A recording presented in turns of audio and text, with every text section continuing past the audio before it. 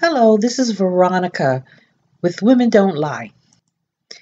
Everyone's talking about the Peter Liang case, and so am I, quite frankly. But I wanted to wait till after everything was in before I decided to give my opinion or my point of view on what I believe or perceive to be the right thing to say. Now, if I want to be honest about the conversation, and I think everyone who has average intelligence wants to be honest about the conversation, I don't think anyone believes that Peter Liang is not being used as a scapegoat. We know this. We know this well. Of course he is. So let's get that out the way, and we don't have to go back and forth on that point. I think he is being used as a scapegoat, and we all know the reason why to pay for the sins of the NYPD. Yes, he is the sacrificial lamb. The bigger question is he innocent? And my answer is no, he is not. Here's my problem with the whole situation. He went into that apartment complex with his gun drawn. That's the problem. I understand it's a bad area. I understand that everybody and their mother kill each other and everything else and whatever bad things you could put on humanity, like all the serial rapists were born there, all the serial killers were born there, and then they just sprout out into the earth and they become, it all starts there. Okay, I'll give you that. But there's also children that live there. There's also pregnant women that live there, old ladies that live there. There are men who work very hard to support their family. As much as everybody want to pretend that this place is the worst place on earth, you also have decent people living there and working there. It seems like Mr. Liang forgot about them, or he decided that they weren't worth much for their own lives. I'm not drawing a gun where civilians live if I don't see a threat. That is my problem with him. He initially put me into a place where I can't have any sympathy for him because he told me those black people in that area were not of value to him. If I was going into Chinatown where the triads are, and I pull out my gun and I open it, I'm sorry, I have it out and open, ready to shoot, I understand that the triads are not the only one who lives in Chinatown. Chinatown is a community full of all kinds of people.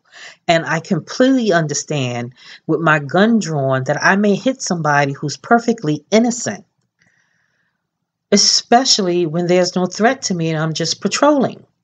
Now, I get it, he entered a dark staircase. But what I don't understand is, as a police officer, could he not go down to the office and ask maintenance to put a light in? And maybe he can. Maybe it's on a Saturday, Sunday. I don't remember all the details of the case. Did he need to patrol that particular staircase? I mean, he's patrolling the area, right? So if it's not lit and it poses a danger, I think there's something that people should understand as a cop. If I'm a cop, it doesn't mean I necessarily put myself in a place of danger when I don't have to. That staircase was empty as far as he knew. It was just dark. I might have called out, hello, police, is anybody there? Or something like that. I just think there were other ways that he could handle it. But he drew his gun. Again, that just so points to the fact that whoever is in this staircase or whoever is around, your life means nothing to me. Okay, so something happens and he gets spooked. And this is why I am not a cop. I can guarantee you I would be the biggest coward on the force. The last thing anybody wants to do is sneak up behind me or have me enter someplace dark and I have a gun because everybody getting shot. And after everybody's dead, I'm going to try to find out what happened. This is why I don't have a gun, or I won't be responsible, or I won't be a cop, I should say, because I'm a coward. I can see me now where I'm in a back alley and I hear a noise and it's very, very dark and I get spooked and someone says something and I'm shooting off on everybody and it turns out it was a bunch of old ladies leaving through the back door from church going home to their car and I done shot and killed everyone. Perhaps I shouldn't have had the gun out. I don't know. Then to add insult to injury, the fact that after he was dead and he realized, I understand there's some discrepancy as to the point where he shot and before he realized that he possibly hit somebody. But I don't know if I believe that because they're saying that the Akai was on the seventh floor and I think they were on the eighth floor. So as soon as that trigger rang, that girl, the girlfriend must have screamed because you hit her boyfriend. So he had to have went down immediately. She probably realized what happened, but like any woman or anybody, they're going to scream and call out the name. So it took you 6 minutes or something to know that somebody was shot. You couldn't hear them screaming because I know they did not react silently to that. But the insulting part is that he did not administer CPR. I'm not really buying the fact that he didn't get trained for it. I think it's just human behavior to run and assist a person, especially if you've done the harm, and especially if you're innocent. I think the reason why he didn't administer aid is because, in my opinion, this life wasn't important. No, I'm not saying he went there that morning to kill a black man and throw him on the ground or whatever the case may be, or just leave him on the ground. I'm sorry. I think it was an accident. I'll give him that. But the fact that, in my opinion, his actions after the accident showed that he didn't really value the life anyway.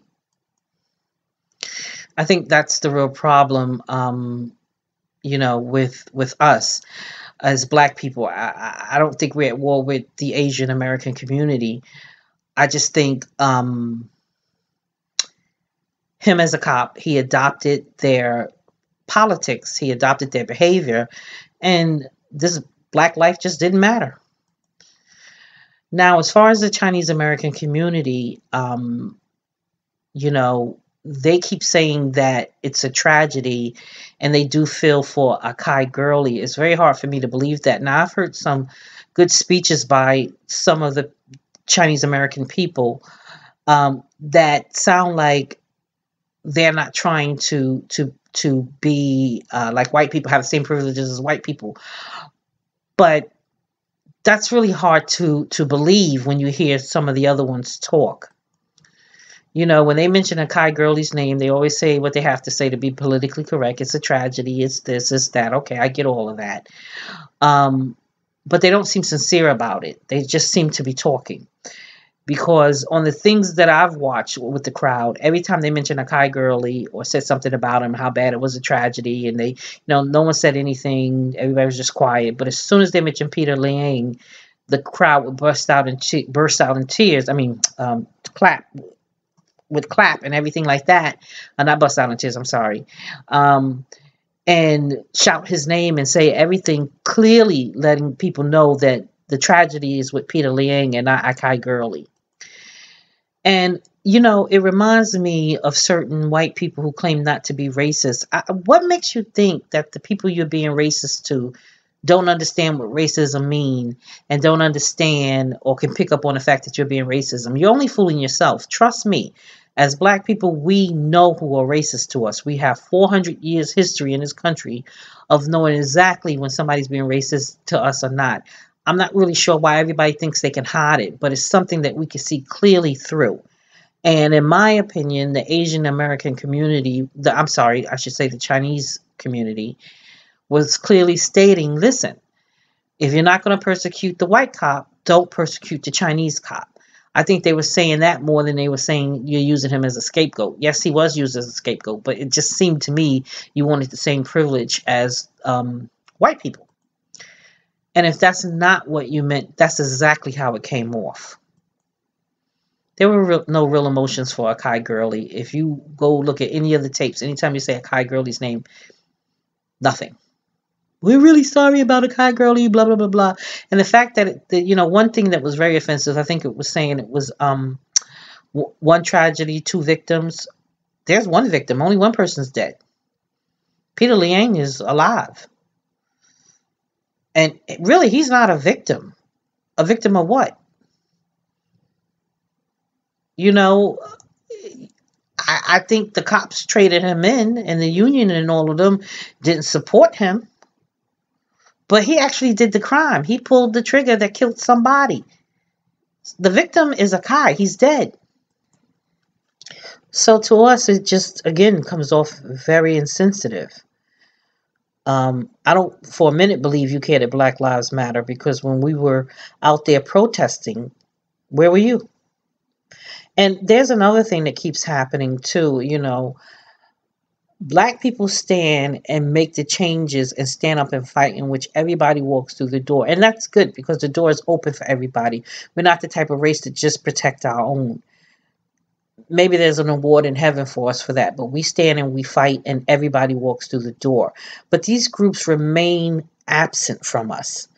We stand, and the groups are mostly black that fight for our rights. And believe it or not, the second biggest amount of people that would be there are white people. Handful of Asians, handful of Hispanics, handful of Indians, handful of this. I don't see too many even Native Americans, because, and I don't know if that's, I think in the places where we have these protests and where they live is the real problem. And that could be with other communities as well. But I do notice the crowd is mostly black and white. The Asian community, for the most part, was absent. Now, I do recognize Asians for Black Lives Matter. I've seen them. I've listened to several of their meetings and several of their statements, and they're right on point as far as I'm concerned. I love the fact that they came and made themselves known. God bless you. I want you to know I recognize you exist. But the truth be told, we stood alone. We always stand alone. And it's surprising that only until one of yours was persecuted, thrown out the window, did you come out in tens of thousands. But you didn't do it for all the other times. And every race benefits, including white people, from police accountability.